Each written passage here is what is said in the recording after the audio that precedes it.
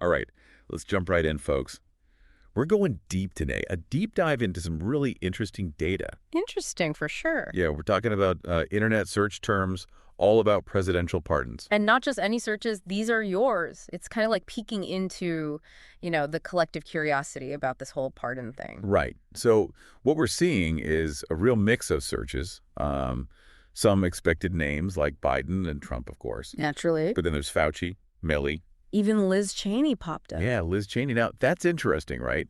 Because we usually think of pardons in a very specific context. Exactly. And the fact that you're searching for these figures who aren't typically associated with pardons tells us something. It tells us you're thinking outside the box. Right. You're looking at the bigger picture, the potential scandals, the events that could lead someone to need a pardon in the first place. And speaking of events, can we talk about the searches for January 6th pardons? Oh, yeah. And preemptive pardons, too. Sounds like a political thriller, right? It does.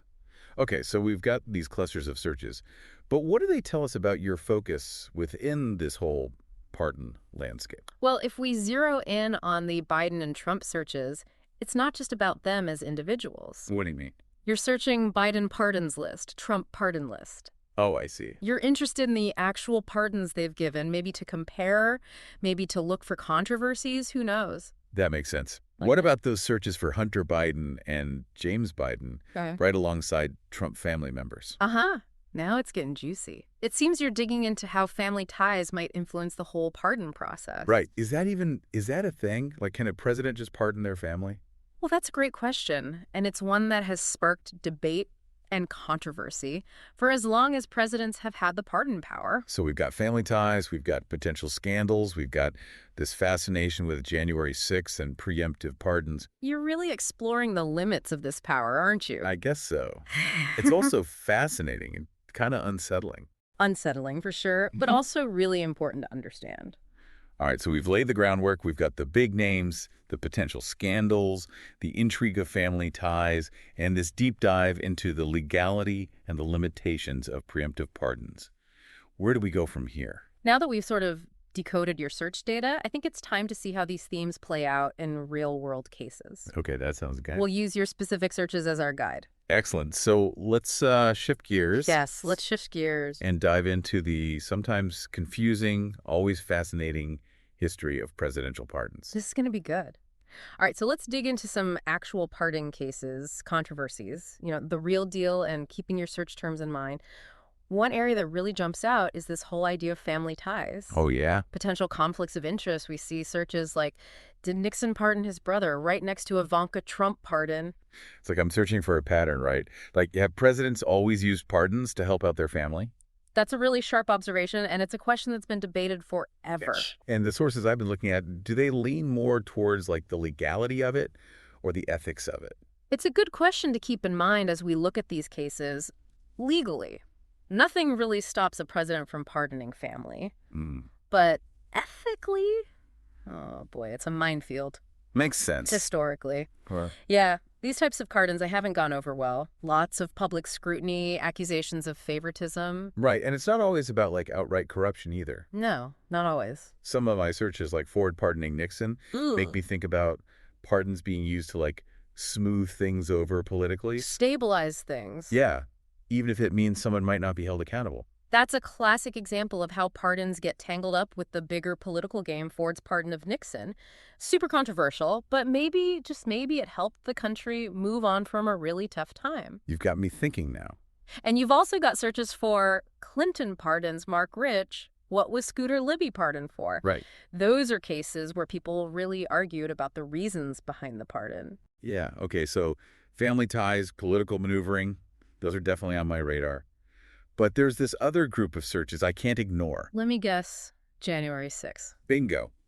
Searches like Trump pardons January 6th list. Can Biden overturn pardons? Heavy stuff. It feels like I'm trying to wrap my head around the legal fallout from that day. And that's where your searches point to this fascination with the limits of presidential power. Can a pardon cover actions tied to an insurrection? Can a future president undo those pardons? These are questions that legal scholars are wrestling with right now. And then there are the searches for Liz Cheney pardon, Mike Pence pardon. Adding another layer to the January 6th puzzle. It's like I'm trying to guess who might need a pardon because of what they did or didn't do that day. Exactly, and that's what makes your search terms so interesting. They're not just about the past, they're about predicting the future. Oh, wow. You're thinking about potential legal battles down the line, and this is where things get really interesting because it points to you thinking about preemptive pardons. Wait, hold on a sec. I definitely searched for preemptive pardon definition. And is a preemptive pardon legal? You did. But we're really suggesting that presidents might pardon people before they're even charged with a crime. It's not impossible, and your searches show you're already thinking about it. It's rare, but it has happened. President Carter, for example, he gave a preemptive pardon to Vietnam War draft dodgers. Huh. I didn't know that. So I guess I'm trying to figure out if there's a precedent for using preemptive pardons in situations like January 6th. Which leads to the big question. What do your sources say about whether preemptive pardons are even allowed, especially in cases that could mess with the peaceful transfer of power? That's a good way to put it. It's not just about the pardon power itself. It's about how it affects democracy and the rule of law. It's like I'm starting with specific cases, but then getting to these bigger questions about what presidential pardons are really for and how they could be misused. You're peeling back the layers of a very complicated onion, starting with names and events, but getting to the core of what pardons tell us about power, justice, accountability in our system. So we've talked about family ties, political scandals, the legal maze of January 6th, and this whole preemptive pardon thing. What's the next layer of the onion? What's next? Well, you're clearly interested in preemptive pardons and how they might be used in the future. Sure. So I think it's time to explore what this means for presidential pardons as a whole, how they might change in our political landscape. Okay, let's do it. I'm ready to put on my future predicting hat and see what we can learn. All right, so we've traveled through history, dodged political landmines, and landed right in the middle of preemptive pardon territory. But where do we go from here? Like, what does all this tell us about the future of presidential pardons?